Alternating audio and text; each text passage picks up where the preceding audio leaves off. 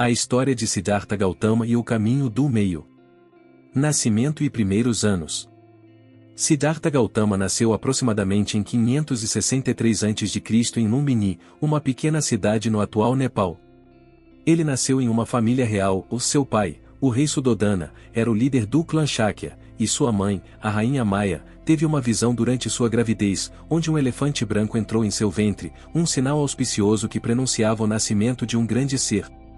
Após seu nascimento, um sábio chamado Asita previu que Siddhartha seria um grande rei ou um iluminado mestre espiritual. Desejando que seu filho seguisse os passos de um governante, o rei Suddhodana decidiu proteger Siddhartha das realidades duras da vida, proporcionando-lhe uma existência cheia de luxo e prazeres no palácio. A vida de luxo. Siddhartha cresceu em meio a riquezas inimagináveis.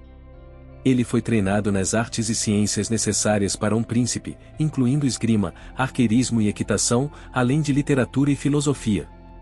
Aos 16 anos, ele se casou com a bela princesa Yasodhara, e juntos tiveram um filho chamado Rahula. Apesar do luxo e do conforto que o cercavam, Siddhartha sentia uma inquietação profunda, uma sensação de que algo crucial estava faltando em sua vida protegida. Os 4 encontros. Aos 29 anos, Siddhartha começou a explorar o mundo fora dos muros do palácio. Em 4 passeios distintos, ele encontrou um homem velho, um homem doente, um cadáver e um asceta mendicante. Esses encontros foram um choque para Siddhartha, pois ele nunca tinha visto a realidade da velhice, da doença, da morte e da renúncia. Ele percebeu que o luxo e os prazeres do palácio não poderiam proteger ninguém do sofrimento inevitável da existência humana. A renúncia. Determinando-se a encontrar uma solução para o sofrimento, Siddhartha tomou uma decisão corajosa. Numa noite, ele deixou sua esposa e filho, e abandonou sua vida de príncipe. Ele se tornou um asceta errante, em busca da verdade e da iluminação. Por 6 anos, ele praticou austeridades extremas sob a orientação de vários mestres espirituais. Ele jejuou por longos períodos, submeteu-se a privações severas e meditou por horas sem fim. A compreensão do caminho do meio. Um dia, enquanto estava à beira da morte devido à extrema fome e fraqueza, Siddhartha lembrou-se das palavras de um músico que ele tinha ouvido: se as cordas forem apertadas demais, elas quebram. Se forem frouxas demais, não tocam. A corda deve ser afinada no ponto certo para produzir um som harmonioso. Essa observação simples levou a uma epifania, tanto a indulgência excessiva quanto a mortificação severa eram extremos prejudiciais.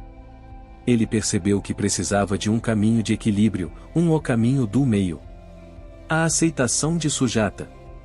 Com essa nova compreensão, Siddhartha aceitou uma tigela de arroz doce de uma jovem chamada Sujata, que o encontrou enfraquecido às margens do rio Nairanjana. Ele recuperou suas forças e decidiu meditar sob uma figueira, que mais tarde seria conhecida como Árvore Bodhi, em Bodh Gaya. Ele prometeu não se levantar até alcançar a iluminação. A iluminação. Após meditar por várias noites, Siddhartha passou por profundas experiências internas e confrontos com Mara, o demônio da tentação, que tentou distraí-lo com visões de desejo e medo. Siddhartha, porém, permaneceu inabalável. Finalmente, ele alcançou a iluminação, compreendendo a natureza do sofrimento e o caminho para sua cessação. Ele se tornou o Buda, o desperto. As 4 nobres verdades e o nobre caminho óctuplo. O Buda compreendeu e ensinou as 4 nobres verdades. A verdade do sofrimento, dukkha, a vida está permeada pelo sofrimento e insatisfação. A verdade da origem do sofrimento, samudaya, o sofrimento surge do desejo e do apego. A verdade da cessação do sofrimento, nirodha, é possível cessar o sofrimento alcançando o nirvana. A verdade do caminho que conduz à cessação do sofrimento, magga, o caminho para cessar o sofrimento é o nobre caminho óctuplo. O nobre caminho óctuplo consiste em compreensão correta, pensamento correto, fala correta, ação correta, meio de vida correto, esforço correto, atenção plena correta, concentração correta, ensinando o caminho do meio. Após alcançar a iluminação, o Buda passou o resto de sua vida viajando pela Índia, ensinando o caminho do meio. Ele formou uma comunidade de seguidores, composta de monges, monjas e leigos, conhecida como a Sangha. Ele pregou sermões, discutiu filosofia, ética e meditação, ajudando inúmeras pessoas a encontrar equilíbrio, paz interior e libertação do sofrimento. Conclusão. A história de Siddhartha Gautama nos ensina a importância do equilíbrio na busca pela verdade e pela paz interior. O caminho do meio, como ensinado pelo Buda, é uma abordagem que evita os extremos da indulgência e da mortificação, promovendo uma vida de sabedoria, ética e meditação. É um guia prático para alcançar a libertação do sofrimento e viver uma vida de harmonia e contentamento. A história de Siddhartha Gautama e o caminho do meio, a renúncia. Numa noite, Siddhartha deixou sua esposa, filho e vida de príncipe para trás. Ele cortou seu cabelo e trocou suas roupas reais por vestes simples de um asceta. Ele tornou-se um mendicante errante, determinado a encontrar a verdade sobre o sofrimento e a maneira de superá-lo. Siddhartha estudou sob a orientação de vários mestres espirituais, incluindo Alara Kalama e Uddaka Ramaputta. Com eles, ele aprendeu a atingir estados elevados de meditação, mas percebeu que esses estados não ofereciam uma solução duradoura para o sofrimento. Desiludido com esses ensinamentos, Siddhartha decidiu seguir um caminho de austeridade extrema, acreditando que a mortificação do corpo poderia levar à iluminação. Ele se juntou a 5 ascetas e praticou severas austeridades, como jejuar até quase morrer de fome. Ele se submeteu a privações extremas, esperando encontrar a verdade por meio do sofrimento corporal. A compreensão do caminho do meio.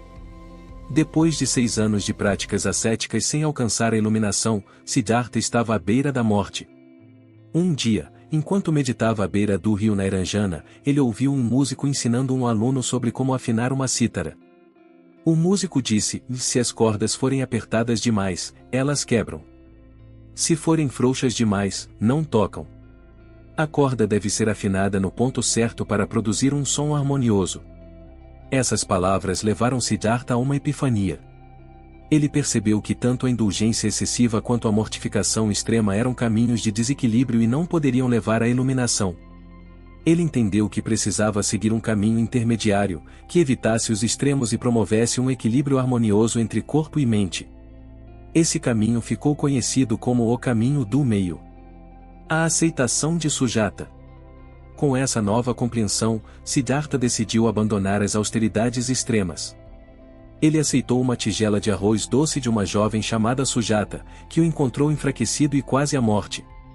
Recuperando suas forças, Siddhartha decidiu se sentar em meditação sob uma figueira, que mais tarde seria conhecida como a árvore Bodhi, em Bodh Gaya. Ele prometeu não se levantar até alcançar a iluminação. A iluminação. Durante várias noites, Siddhartha meditou profundamente, enfrentando tentações e distrações enviadas por Mara, o demônio da tentação. Mara tentou Siddhartha com visões de desejo, medo e dúvida, mas Siddhartha permaneceu inabalável. Ele focou sua mente em encontrar a verdade e, finalmente, na noite de lua cheia do mês de Vesak, ele alcançou a iluminação. Ele compreendeu as 4 nobres verdades e o nobre caminho óctuplo, que ofereciam uma solução para o sofrimento humano. As 4 nobres verdades e o nobre caminho óctuplo.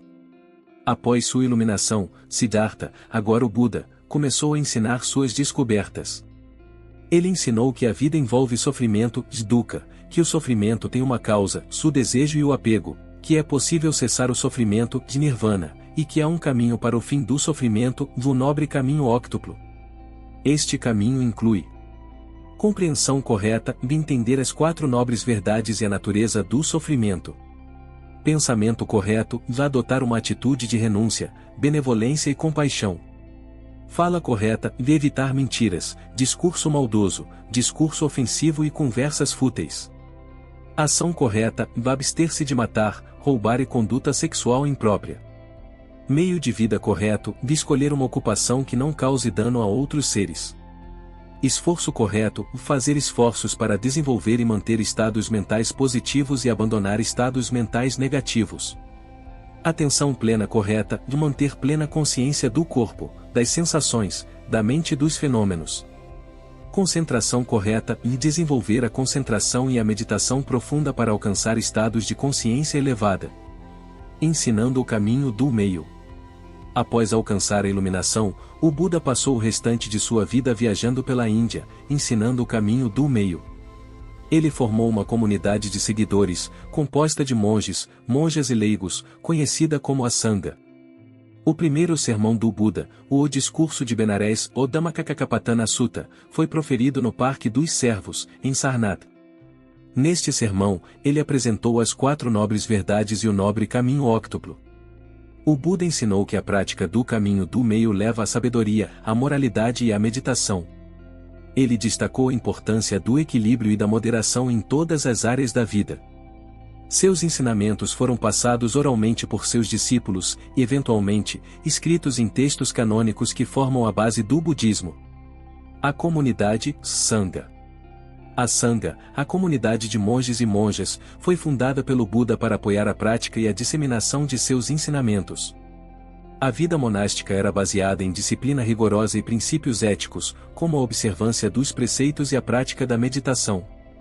Os monges e monjas mendicavam seu alimento, vivendo de doações da comunidade leiga, e dedicavam-se ao estudo, à prática espiritual e ao ensino do Dharma, os ensinamentos do Buda. Além da comunidade monástica, o Buda também enfatizou a importância da prática espiritual para os leigos.